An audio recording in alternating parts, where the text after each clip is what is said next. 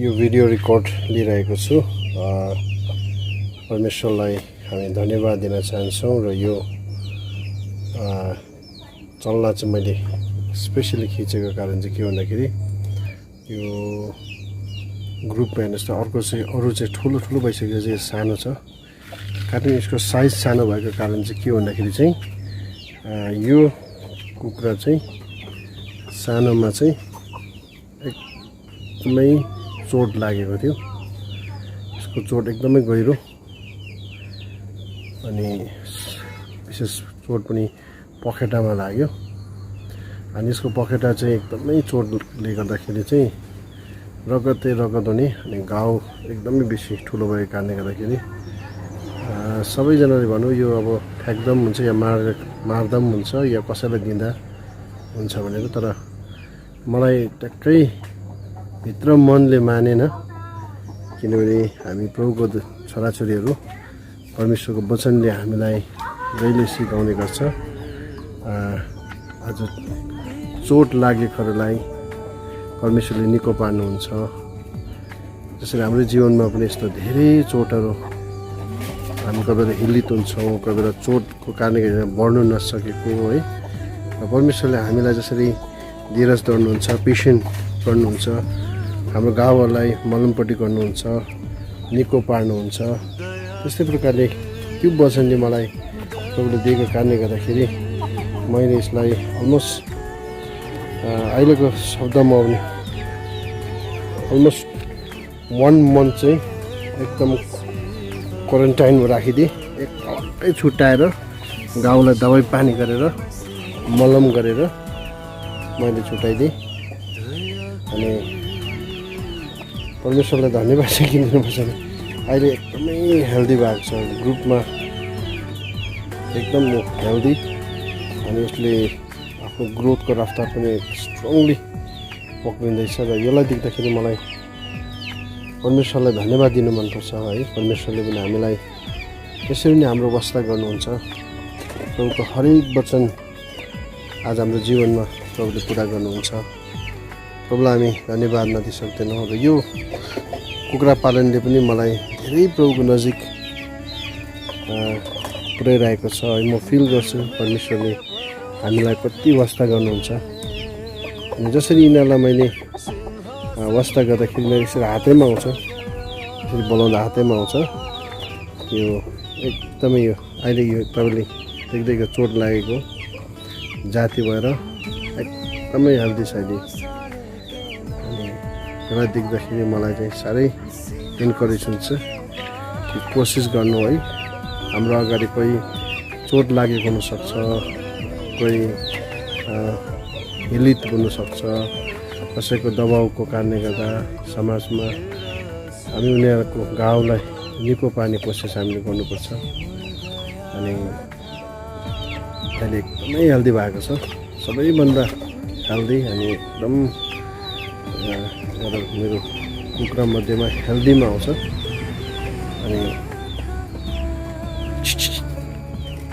Healthy अहिले मेरो कुखुरामा आउँछ। यसको ग्रुप जोडाहरू हेर्नुहोस् त, यिनीहरू चोट नलाग्नेहरू एकदमै ठुल्ठुलो भइगयो। यो माथि पहिला सब एकै समयको चल्लाहरू हो, यो एकदम ठुल्ठुलो भइगयो। अनि यो पनि हो, यो पनि चोट लागेको छ अलिकति। यसलाई पनि मैले अहिले निको बनाउने कोसिस छ। अनि हेर्नु सक्नुहुन्छ है।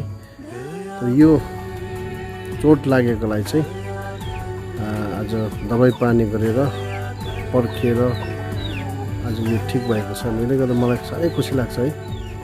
यसरी नै आज हामी सेवाकाईको क्षेत्रमा छौँ है। हामी कोही बेला एकदमै राम्रो हेल्दीलाई पुरा ध्यान दिइरहेको हुन्छ, तर मण्डलीमा यस्तो व्यक्तिहरू पनि हुनसक्छ जोहरू साँच्चै नै फिजिकल्ली पनि चोट लागेको हुनसक्छ, इमोसनली पनि एकदमै चोट लागेको हुनसक्छ। अनि कतिजना संसारको विभिन्न थिचोमिचो अनि फिजिकल चोट पनि हुनसक्छ भने इमोसनल भावनामा पनि चोट लागेको हुनसक्छ। यसले गर्दा हामीलाई ध्यान दिनुपर्ने कुराहरू हुन्छ है। अहिले सिकाउनु मलाई खुसी लाग्छ। यो चल्ला अहिले यति चाहिँ हेल्दी भएर कुदिरहेको छ है। प्रभुलाई महिमा होस्। यसरी यो लकडाउनको समयहरूमा यसरी कुखुरा पालन गरिरहेको छु।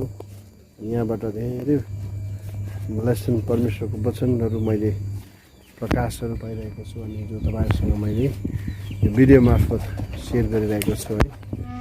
यसले मलाई साह्रै आशिषित बनिरहेको छ है।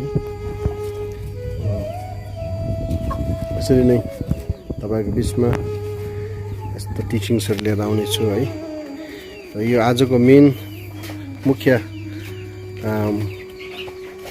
मुद्दा चाहिँ के हो भन्दाखेरि चाहिँ हामीले चोट लागेकाहरूलाई हामीले निको बनाउनुपर्छ, वास्ता गर्नुपर्छ, केयर गर्नुपर्छ।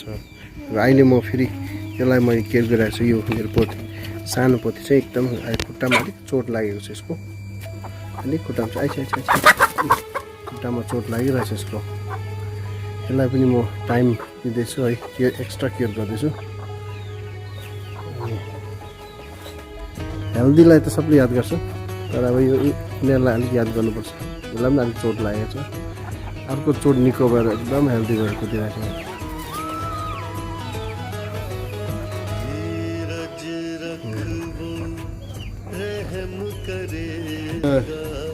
यो चल्नलाई चोट लागेको थियो। म तपाईँलाई घाउ देखाउन चाहन्छु है। यसको यो घाउ एकदमै पखेटा नै निस्किरहेको थियो कुनै कुन। तर त्यसलाई निको पार्ने काम, दबाई पानी अनि 1 महिना जस्तो क्वारेन्टाइनमा राख्यो दबाई लगाएर। आज यो पुरा हेल्दी भएको छ। हो, यो सबै कुरालाई प्रभुलाई धन्यवाद दिन चाहन्छु। त्यहाँबाट धेरै हामी पाठहरू सिक्न पाइरहेको छौँ। प्रभुलाई महिमा होस् है। प्रभुले चाहिँ हाम्रो गाउँहरू निको बनाउनुहुन्छ। चल कति मजाको छ है। त्यो जाति वैसे हेल्दी हुनुपर्छ। 1 महिना 10 दिन पुगेको चल्लाहरू छ यहाँ। अलमोस्ट हेल्दी छ चल्लाहरू। अनि कसरी हामी पाल्न सक्छौँ है, अलग्गै राखेर।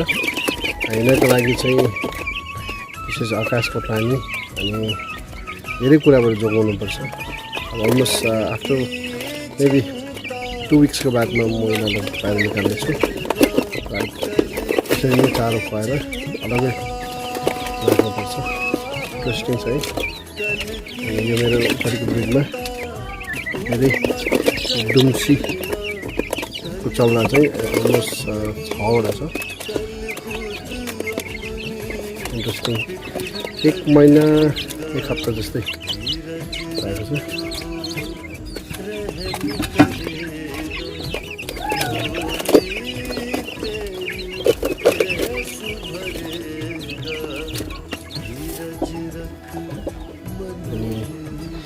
अर्को देखाउनु मन पऱ्यो मलाई। 17वटा अन्डा दिएर पत्थर बसिरहेछ।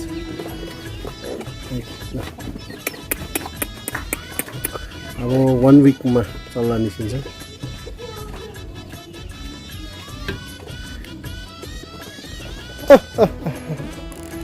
यसरी कुखुरा पालन हुँदैछ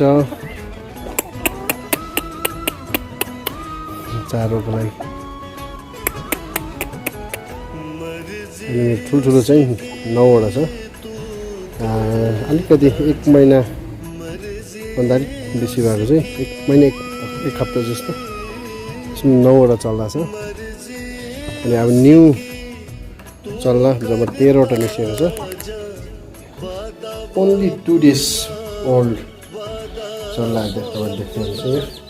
त्यसो चल्ला हुर्काउने तरिका जस्तो रहेछ है। म तपाईँहरूलाई यसो सिकाउन चाहेको है। कतिजनाले कुखुरा पालन गर्न मन पराउँछ म जस्तै। अनि जब यो चल्ला उत्तर गरेर जब यिनीहरू बाहिर निस्किन्छ अन्डाबाट, तपाईँ माउबाट निकालिहाल्नुपर्छ। अलग्गै निकालेर यसरी बनाउन सक्नुहुन्छ है। एउटा पनि मर्दैन। अहिले 13वटा चल्ला छ।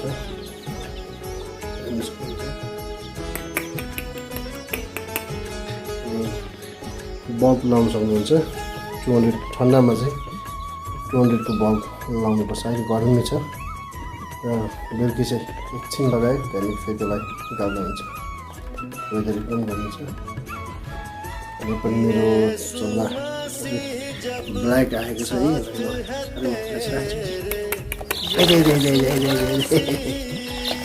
ब्ल्याक 3वटा ब्ल्याक छ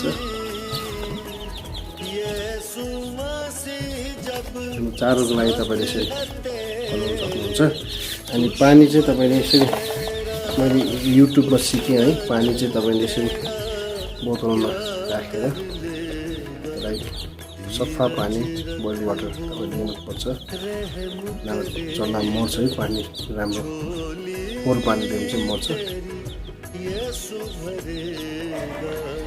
भिडियो तपाईँलाई मन पर्यो होला यदि मन पर्नुभयो भने यसलाई सेयर गर्नुहोस् कमेन्ट्स गर्नुहोस् अनि साथै अरूलाई पनि तपाईँले सेयर गर्न सक्नुहुन्छ यसरी हामी धेरै कुरा सिक्न सक्दो रहेछ है त्यो कुरा मान्नुहोस् परमेश्वरले हामीलाई पनि निको पार्नुहुन्छ जसरी त्यो जल्दाको घाउलाई मैले स्याहार सुसार गरेर जसरी निको बनाएँ जसरी म एउटा मालिक भएर मैले जसरी मेरो आफ्नो पशु पक्षीको पनि मैले वास्ता गरेँ त्यसरी नै परमेश्वरले पनि हाम्रो वास्ता गर्नुहुन्छ जब हामीलाई चोट लागेको हुन्छ हाम्रो जीवनमा धेरै दुःख पीडाबाट चोटबाट हामी गइरहेको हुन्छौँ परमेश्वरले हामीलाई निको बनाउनुहुन्छ यो वचन तपाईँको लागि हाइलाइट गर्दैछु हामी यर्मियाको किताब 17को 14मा यसरी हामी पाउँदछौँ हे परमप्रभु मलाई निको पार्नुहोस् र म निको हुनेछु मलाई बचाउनुहोस् र म बाँच्नेछु किनभने मेरो प्रशंसा तपाईँ नै हुनुहुन्छ है हे परमप्रभु मलाई निको पार्नुहोस् र म निको हुनेछु मलाई बचाउनुहोस् र म बाँच्नेछु किनभने मेरो प्रशंसा तपाईँ नै हुनुहुन्छ है मैले इङ्ग्लिसमा पनि यसको रेफरेन्स यहाँ लेखेको छु है O Lord, if you heal me, I will be truly healed. If you save me, I will be truly saved. My praises are for you alone. Jeremiah 17:14. He heals the brokenhearted and bandages their wounds. Psalm 147:2. 147 and 2.